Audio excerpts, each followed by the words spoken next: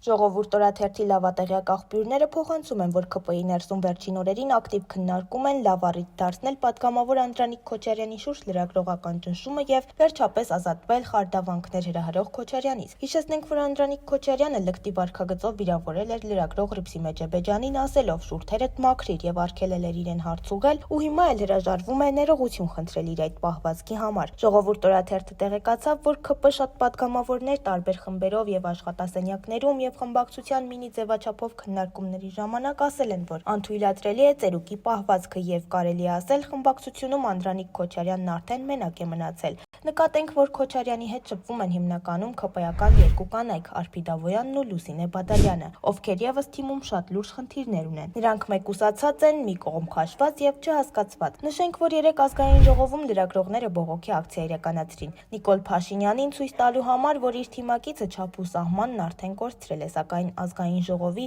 ՊՊՑ աշխատակիցները խոչընդոտեցին ակցիան մինչև վերջ իրականացնելուն։ Այս դեպքն այնքան անթույլատրելի էր, որ նույնիսկ ՔՊ-ի օմբուդսմեն Անահիտ Մանասյանն անդրադարձավ դեպքին, գրելով, թե հետևում է իրադարձություններին։ Ընդդիմությունն էլ մտադիր է ազգային ժողովի էթիկայի ժամանակավոր հանձնաժողով ձևավորել քննելու Անդրանիկ Քոչարյանի վարքը, որի մասով կտրվի եզրակացություն եւ ազգային ժողովը պետք է կայացնի որոշում՝ Անդրանիկ Քոչարյանին զրկել պատգամավորական մանդատից, թե ոչ։